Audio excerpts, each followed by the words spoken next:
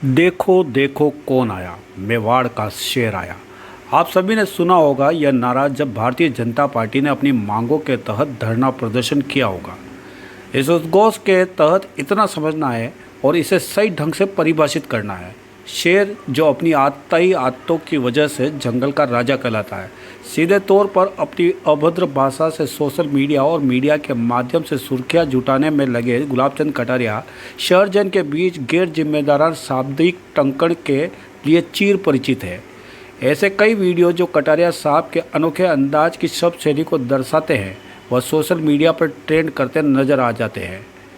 घटनाक्रम कुछ इस तरह रहा कि निगम बोर्ड की चौथी बैठक में मीडिया कर्मियों को देख किसी को भाव ना आ जाए, इस बात को ध्यान में रखते हुए समस्त मीडिया कर्मियों को बैठक से दूर रखा गया। इसी का समर्थन करते हुए कुछ कांग्रेसी पार्षद ने भी बैठक से वॉकआउट कर लिया। इसकी दूसरी ओर बैठक समाप्त होने के बाद जब मीडिया कर्मियों द्वारा गुलाबचंद कटारिया से सवाल किए गए तो उन्होंने पत्रकार को ही कटघरे में खड़ा करते हुए कुछ ऐसी अमर्यादित शब्द शैली का प्रयोग कर लिया जिसका विरोध करते हुए आज कई संगठन, राजनीतिक संगठन और धार्मिक संगठन के सम्मानित लोग ने मीडिया कर्मियों के समर्थन में आए। साथ ही मेवाड़ का प्रतिनिधित्व करने वाले गुलाबचंद कटारिया द्वारा बोले गए शब्दों की पुरजोर और कठोर शब्दों में निंदा की। गुलाब जी को सबसे अधिक तवज्जो प्रेस ने दी, मीडिया ने दी है। फिर रहा सवाल बीजेपी का हो चाहे संघ का हो, उन लोगों ने भी इनको लाइसेंस दे दिया कि वो उलूल जुलूल बोले। उनका संकी स्वभाव है,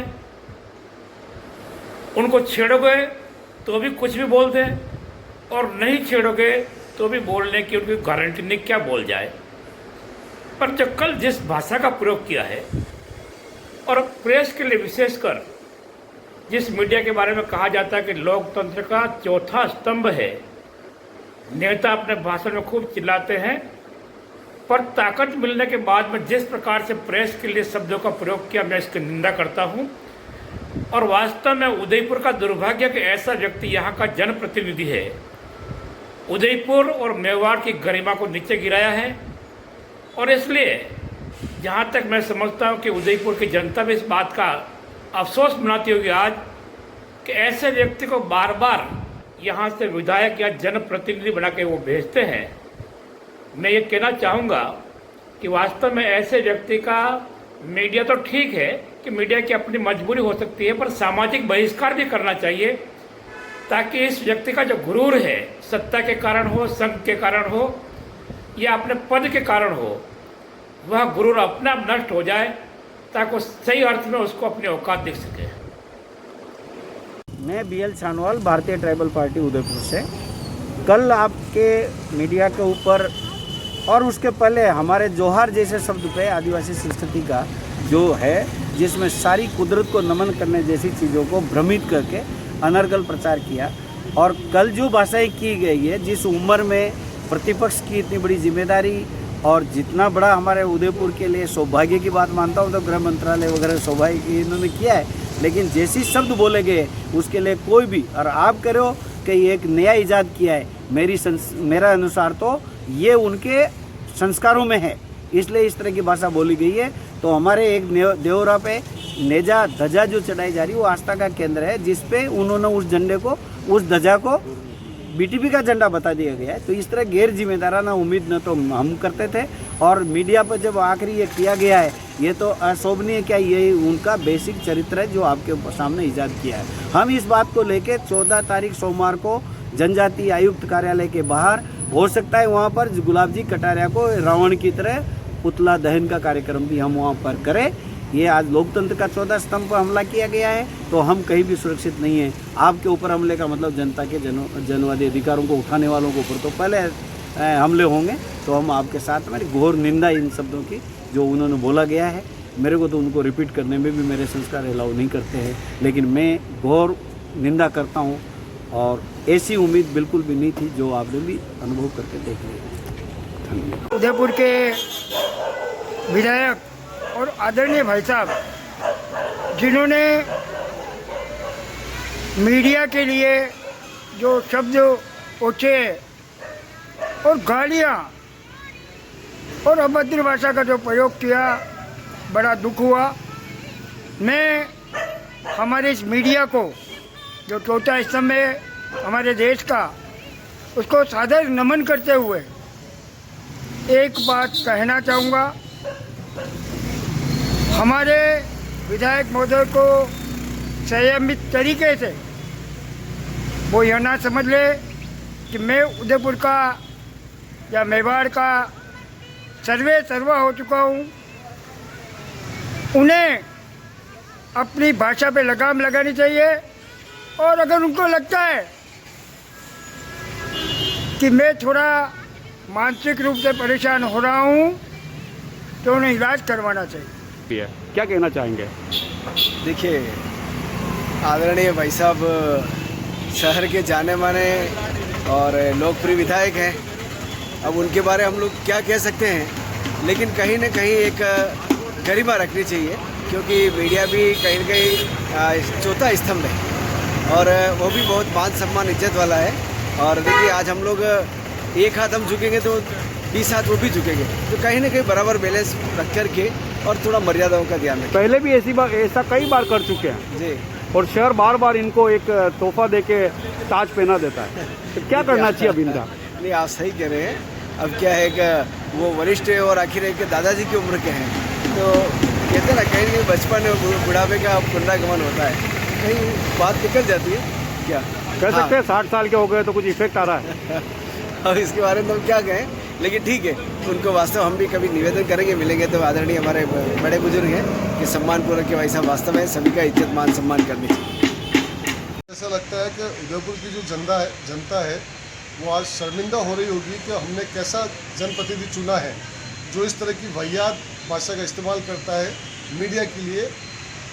जहाँ तक हमारे गुलाब चंद जी कटारिया जो हमारे शहर के विधायक हैं, प्रतिपक्ष नेता भी हैं, उनके बारे में वैसा भी ये शहर और पूरा राजस्थान भी जानता है कि वो कई बार इस तरह की टिप्पणियाँ, इस तरह के स्टेटमेंट देते हैं जिससे उनकी पार्टी को ही नहीं पूरी जनता को भी शर्मसार होना पड़ता है। मुझे लगता है कि उनको एक दिमागी संतुलन वो खो चुके हैं।